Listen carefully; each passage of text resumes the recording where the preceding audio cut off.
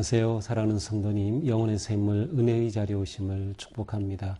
생명의 주님이 우리와 함께 하십니다. 우리와 함께 하시는 주님을 찬양합니다. 기도합시다. 주님 감사합니다. 오늘도 주님의 은혜와 사랑 안에 이렇게 주님의 말씀 앞에 초청하여 주시니 감사합니다.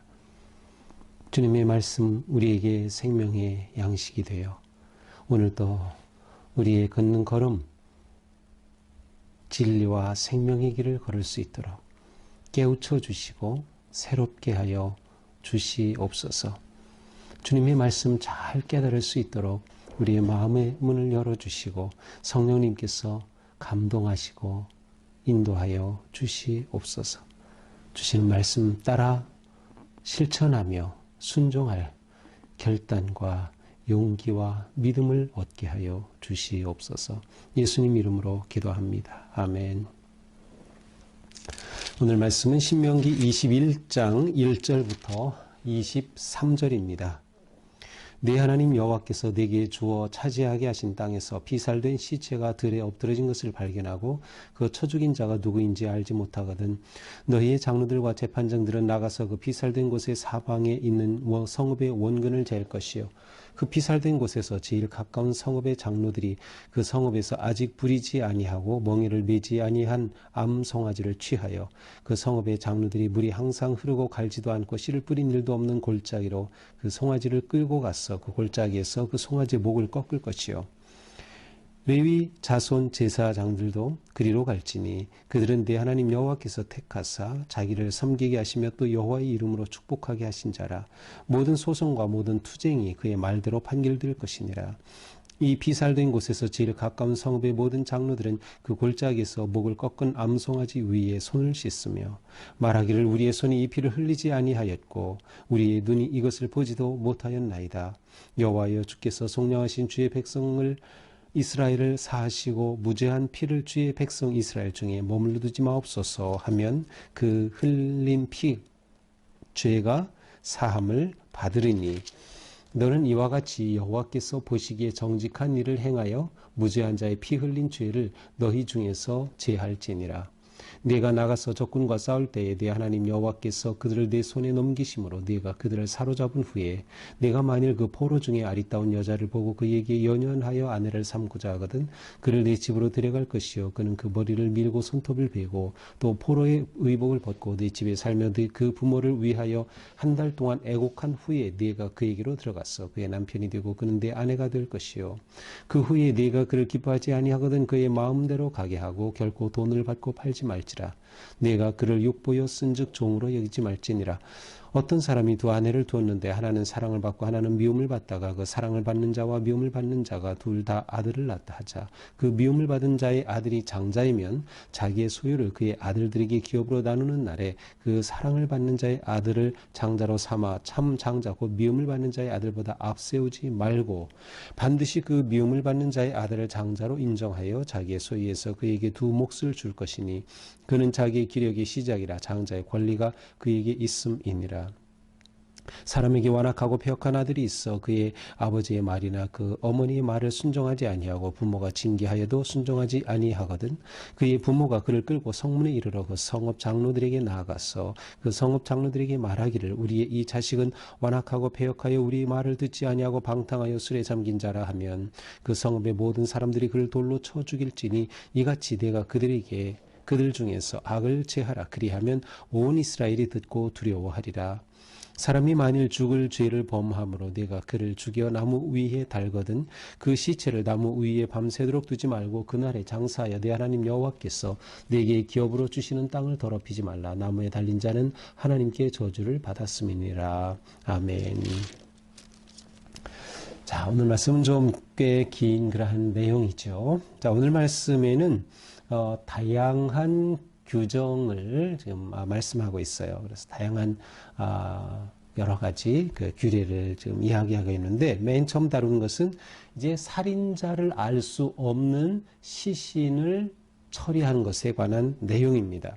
자, 우리는 앞에서 어제 그저께 이 앞부분에서 그 도피성에 관한 그런 말씀을 보았죠. 이 도피성은 누군가가 살인은 했지만 그것이 고의가 아닌 실수로 그렇게 한 경우에 어떻게 하는가에 관한 것이라고 하면 오늘 첫 내용은 시신이 발견이 됐어요. 시체가 발견이 됐지만 누가 그를 죽였는지 알 수 없는 그런 상황이 일어났을 때의 이야기입니다. 자, 이것은 그냥 자연사가 아닌 어떤 살해를 당한 그러한 모습임을 한편 암시하고 있다고 볼 수 있습니다. 자, 여기서 이러한 상황이 벌어졌을 때 그러면 어떻게 일을 처리하는가?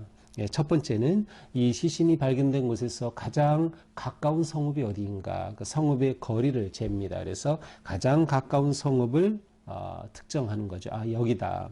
자, 두 번째로는 그러면 그 성읍의 장로들이 책임을 지고 이 일을 해결해야 한다라고 하는 것이에요.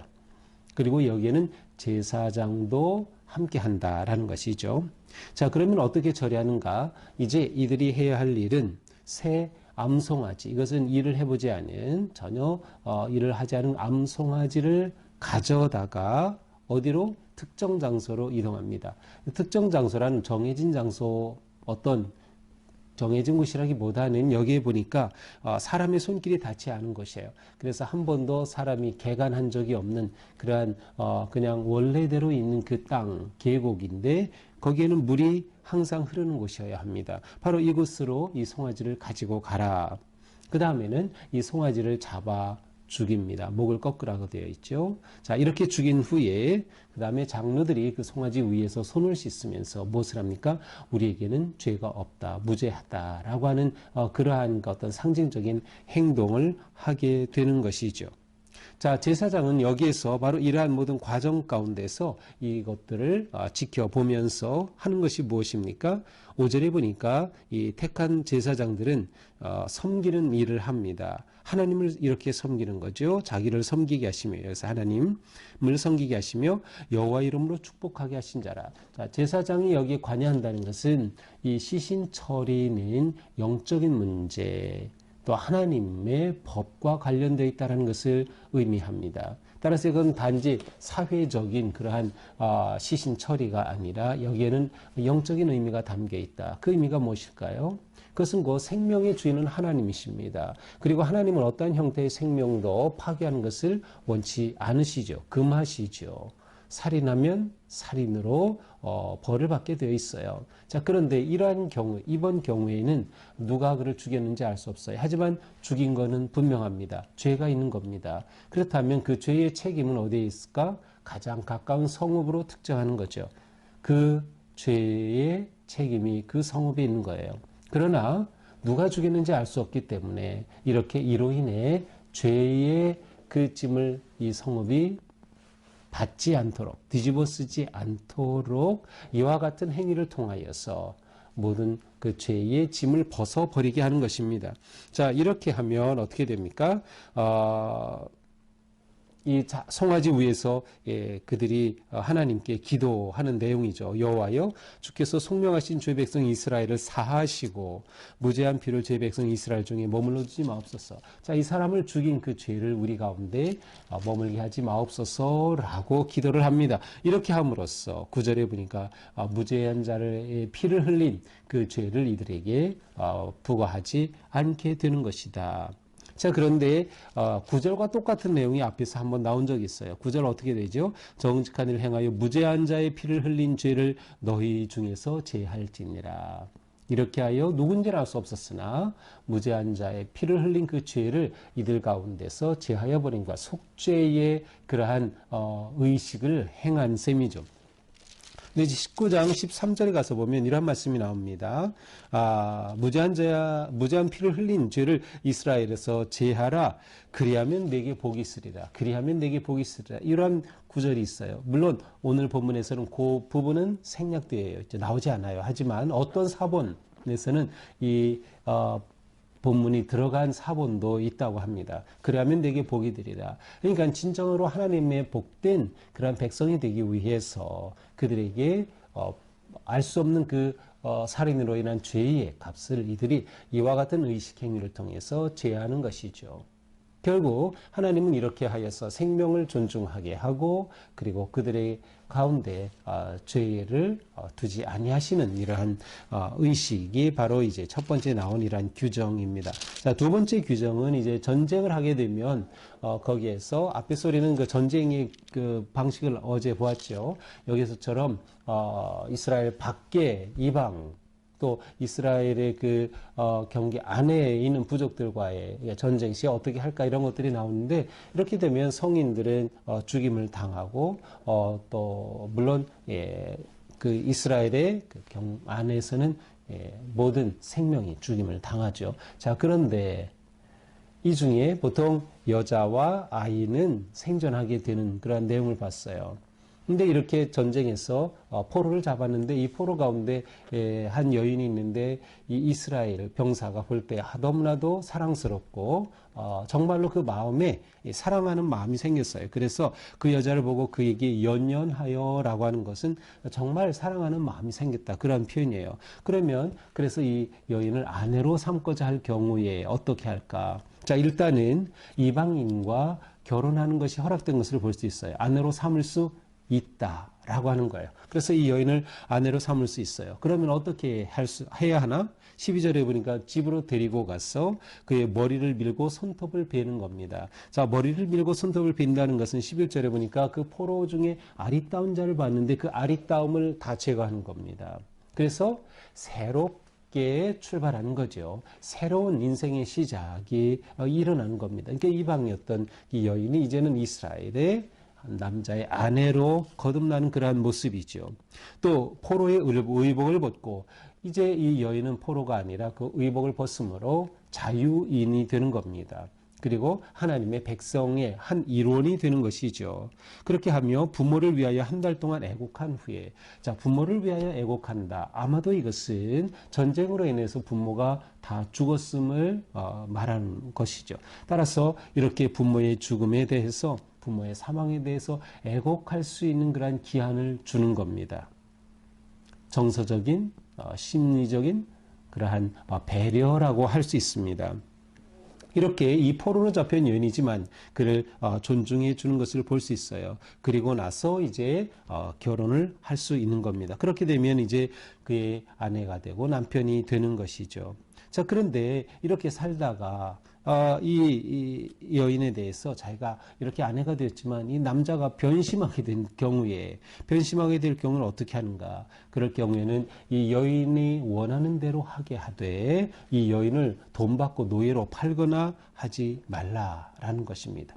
이 여인의 인격을 존중해야 하고 이 여인을 어떤 폭력과 강압의 상대로 대하지 말라는 것이죠. 내가 이 여인을 사랑해서 결혼했다면 이 여인에 대해 끝까지 내가 지켜야 할 기본 도리가 있다라고 하는 것을 보여주는 것입니다. 물론 그냥 우리가 이렇게 생각해 보면 포로로 잡아서 보기 좋으니까 아내로 삼았다가 또 나중에 싫어서 버린다. 이것은 윤리적으로 맞지 않는 것이지만 그러나 이 당시에 있었던 그러한 문화적인 그러한 상황으로 볼 때 이러한 규정을 통하여서 함부로 이렇게 대할 수 없는 인격을 존중해야 하는 그러한 내용임을 알 수 있습니다. 이제 다음으로는 장자의 상속권에 관한 내용입니다. 자, 이 당시에는 일부 다처제였습니다. 그래서 아내를 여럿을 둘 수 있었는데 이제 장자는 누구예요? 처음 난 아들이죠. 본처 아니면 뭐 본처가 아들을 낳지 못하면 뭐 그 다음에 아내가 아들을 낳을 수도 있고 어쨌든 처음 태어난 아들입니다. 자, 그런데 여기서 말하는 경우는 이렇게 본처도 아들을 처음으로 장자를 낳고 그 다음에 맞은 아내도 이제 아들을 낳았어요. 자, 그런데 이 남편이 볼 때 이 본처가 너무나도 마음에 들지 않고 두 번째로 얻은 아내가 더 자기 마음에 들고 사랑스러워요. 그런데 이제 이 장자의 상속권을 주려고 할 때, 나눠주려고 할 때, 특별히 이제 받은 기업의 그 소유를 나눠주는 것이, 유산을 나눠주는 것이죠. 자, 이렇게 할 때에, 이 내가 더 사랑하는 이 둘째로 맞은 그러한 이 사랑하는, 우리로 치면 첩인셈인데, 이러한, 아들에게 내가 장자의 권한을 주고 싶다라고 해서 줄 수 없다는 얘기예요.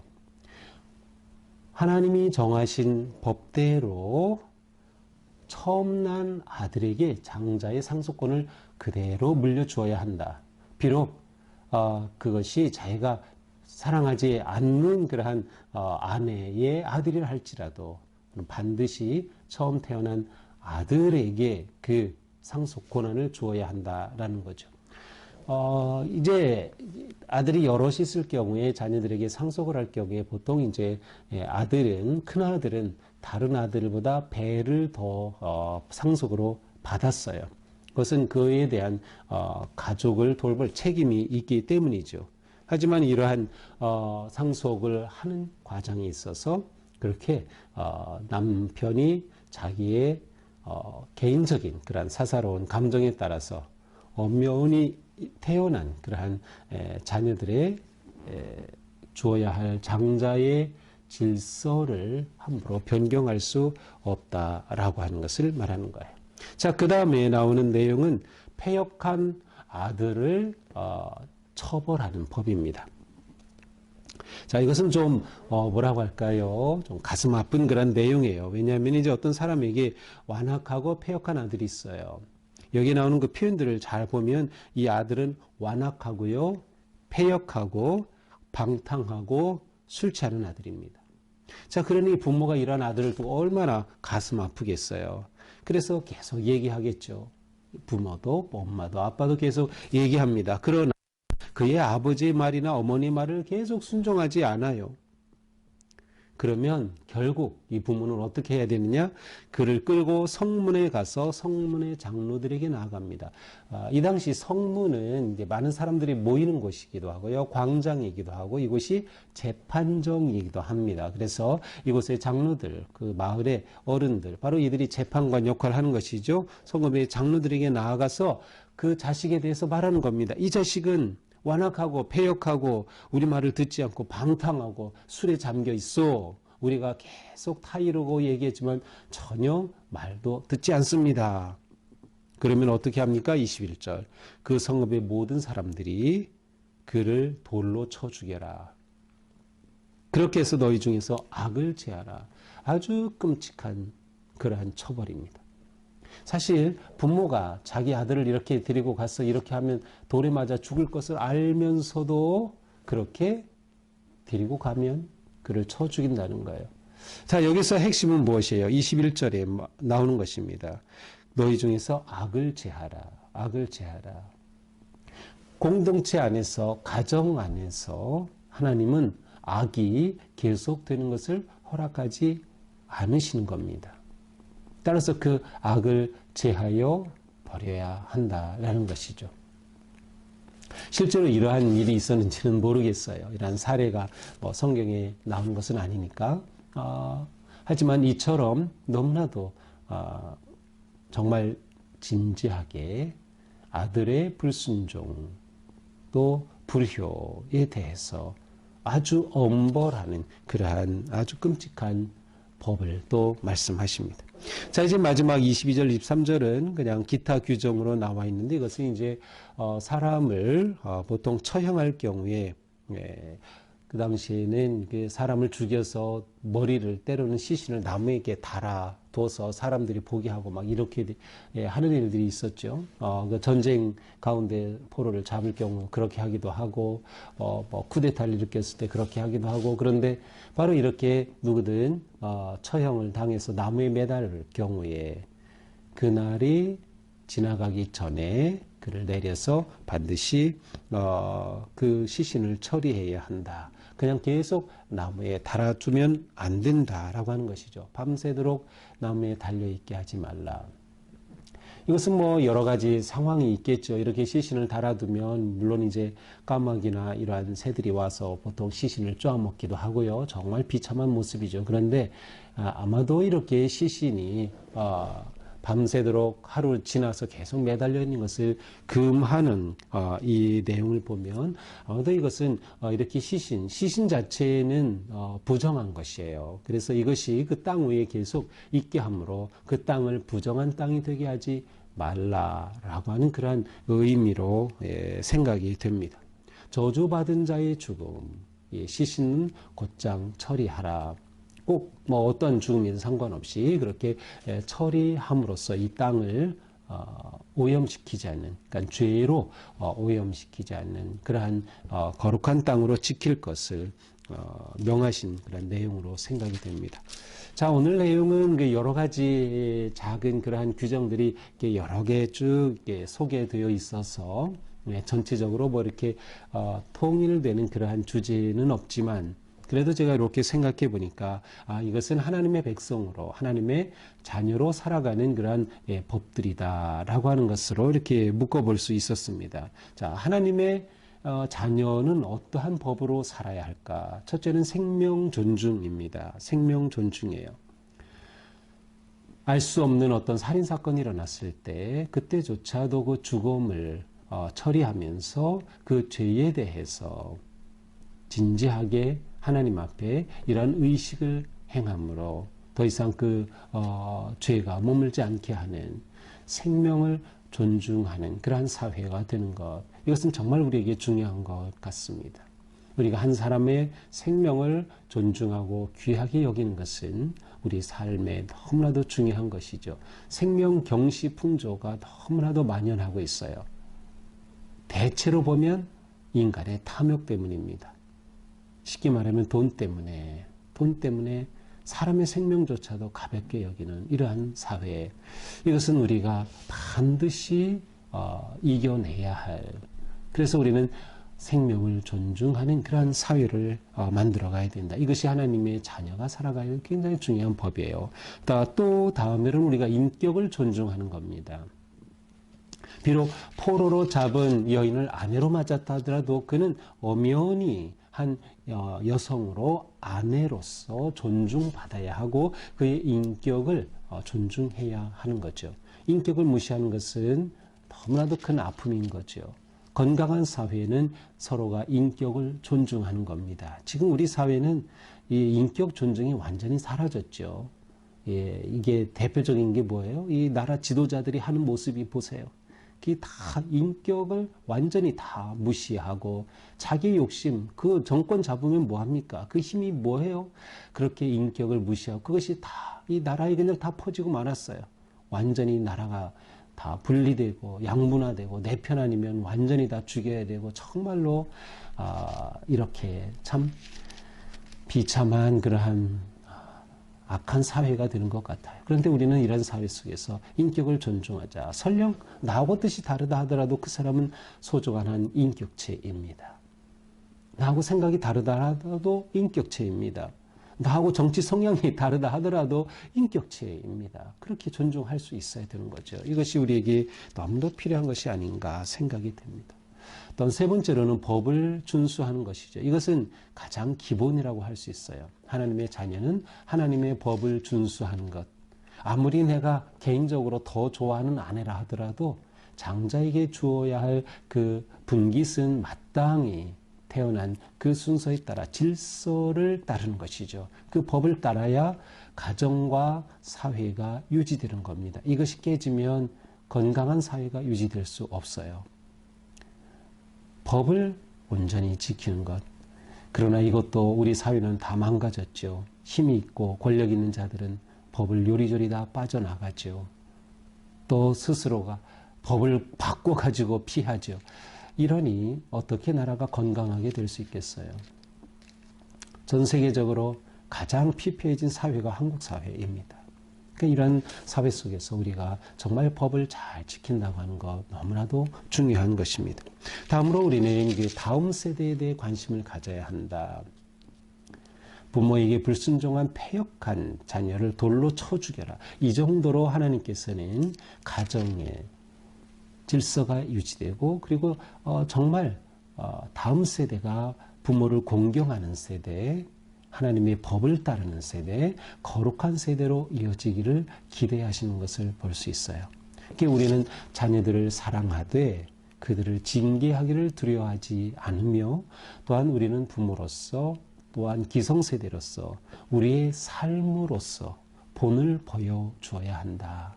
이것이 우리에게 주어진 너무도 큰 책임입니다. 그래서 징벌하는 거가 초점이 아니라 우리가 다음 세대를 어떻게 바르게 세워가고 그들이 정말 귀한 믿음의 세대가 될 수 있을까를 생각하면서 우리가 그렇게 마음에 품고 기도하며 나아가야 한다. 자, 이것이 오늘 말씀을 통해 우리에게 주시는 하나님의 자녀로 살아가는 법입니다. 생명 존중, 인격 존중, 법을 준수함, 다음 세대를 축복함. 이러한 마음으로 오늘도 우리의 삶이 주님 안에서 거룩하고 또 아름답게 이어지기를 축복합니다. 기도합시다. 주님, 하나님께서는 모세를 통하여 이스라엘 백성들이 사회 속에서 겪게 될 여러 가지 상황에 대해서 이렇게 미리 말씀하여 주시고 어떻게 해야 할지를 보여주셨습니다. 여기에 담긴 하나님의 뜻, 하나님의 마음을 생각합니다. 하나님이 우리에게 무엇을 기대하고 원하시는지를 봅니다. 주님, 오늘 하루 사는 동안 또 우리가 하나님의 자녀로 살아갈 때에 정말 생명을 존중하고 인격을 존중하며 법의 질서를 잘 따르며 다음 세대를 축복하는 그러한 우리가 되게 하여 주시옵소서. 그러한 교회가 되고 그러한 가정이 되도록 우리를 인도하여 주시옵소서. 예수님 이름으로 기도합니다. 아멘. 네, 오늘도 주님의 은혜 안에서 우리 삶이 이처럼 아름답고 또 거룩하기를 축복합니다. 사랑합니다.